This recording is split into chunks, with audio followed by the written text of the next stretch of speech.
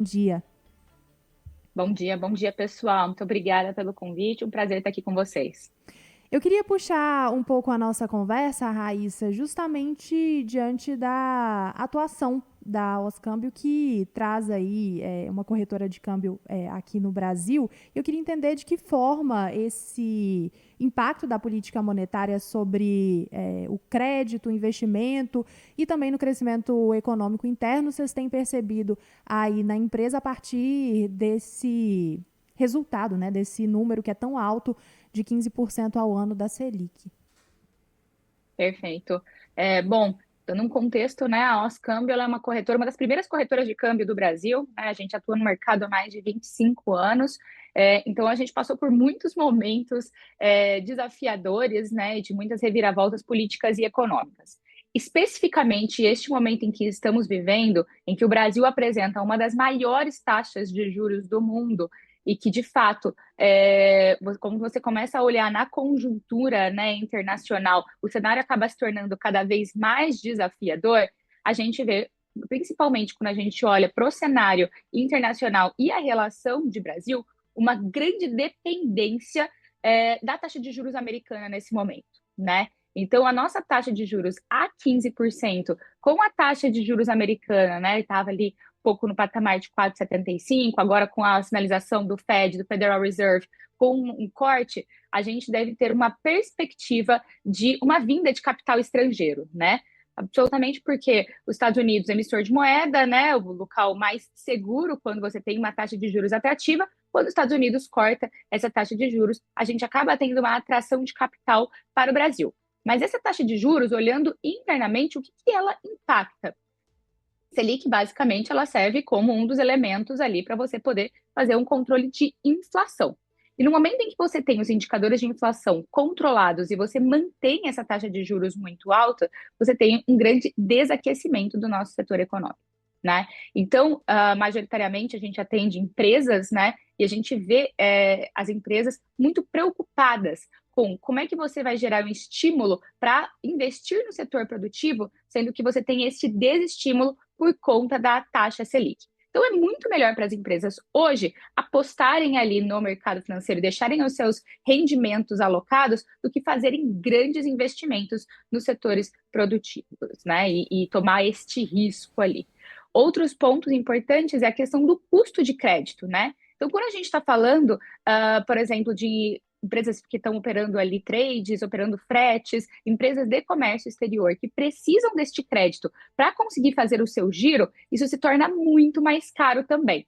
E as empresas estão buscando outras alternativas, como tomar uma dívida internacional para liberar fluxo de caixa no Brasil, para elas continuarem poderem operar, poderem expandir as suas operações, as suas importações, e ter esse giro um pouco mais acessível, né? Apesar de muitas linhas de crédito estarem liberadas, elas ficam com um custo maior. E ainda mais com a questão do IOF agora, que também impactou fortemente, tanto na questão dos impostos internacionais, quanto também no custo dessa tomada de crédito.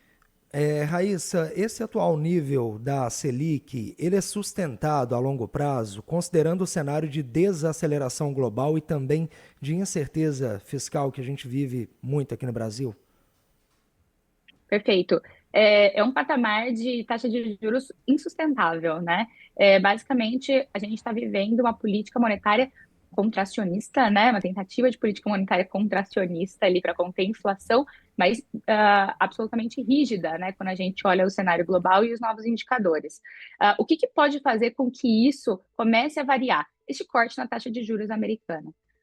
O corte de taxa de juros americana pode atrair, né, aos investimentos brasileiros, e isso pode começar a resvaler ali um pouco mais no câmbio, porque você tem mais divisas entrando dentro do Brasil, e isso pode gerar um apetite para começar um leve corte na taxa de juros, que deve se iniciar em 2026, né? Essa é a previsão ali que a gente tem. Contudo, 2026, ano de eleição, e a gente pode esperar qualquer coisa, né?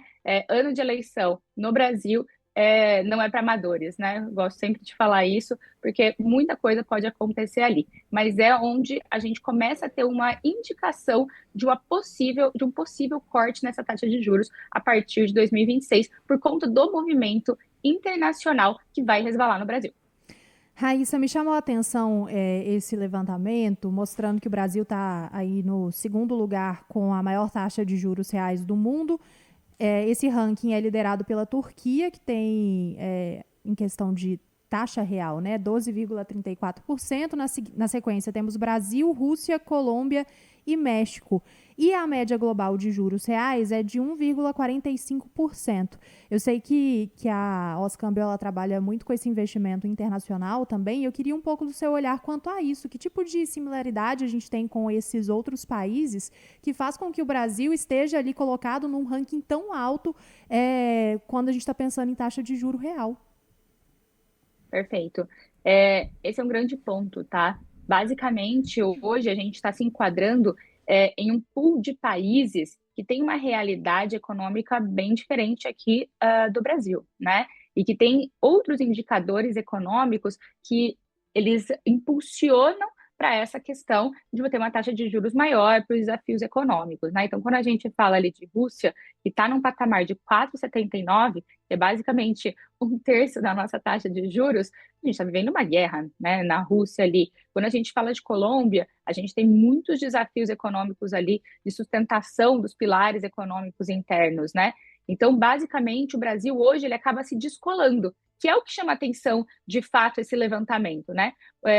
Quais são os indicadores econômicos que fazem com que o Brasil mantenha essa taxa de juros? A gente conseguiu entender esse levantamento, né, esse aumento dessa taxa de juros num cenário pós-pandêmico e num cenário para conter uma possível inflação acelerada, né? Mas você olha para o outro lado também, hoje, com os indicadores equilibrados ali, a gente já conseguiria ter uma política monetária um pouco mais tentando voltar um pouco mais para o expansionista e tentando dar um pouco mais de fôlego para as empresas. Porque o que acontece, né? Efetivamente, você tira poder de compra da população, então você segura muito isso, você acaba depois gerando outros estímulos outros estímulos na economia, né? Que é como é que eu aumento o salário, mas efetivamente o poder de compra está menor.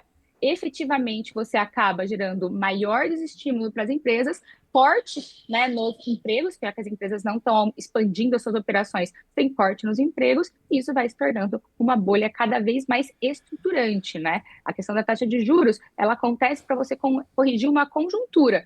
Então, temos algum cenário desafiador, temos uma bolha inflacionária acontecendo, a gente corrige a conjuntura. Mas se você não consegue acertar esse timing, você acaba gerando impactos ali estruturantes. E para as empresas, isso é muito claro, né? Então, as empresas agora estão tentando buscar alternativas fora do Brasil, as que conseguem fazer isso, né? Então, ainda são produtos muito exclusivos e de difícil acesso, mas estão tentando buscar linhas de crédito e linhas de capital fora do Brasil para conseguirem se autofinanciar. Uma alternativa, por exemplo, são as operações da Suíça, né, que estão trazendo crédito, Alemanha, Inglaterra, trazem crédito para o Brasil, estão liberando linhas de crédito para empresas brasileiras para fazer o que a gente chama de carry trade, que é você tomar uma dívida lá fora mais barata e conseguir aplicar aqui no Brasil e liberar fluxo de caixa, para que essas empresas possam voltar a investir nos seus setores produtivos. Então, assim, a gente acaba tendo uma maior dependência, de novo, né, do cenário global, para que seja sustentável continuar operando no Brasil. Essa foi a diretora da Oscâmbio, Raíssa Florence, que está com a gente aqui na 98 News falando sobre, esse resultado que impressiona. Brasil como a segunda maior taxa de juros reais do mundo. Raíssa, obrigada pela conversa e até uma outra oportunidade. Eu que agradeço, pessoal. Um ótimo dia para vocês.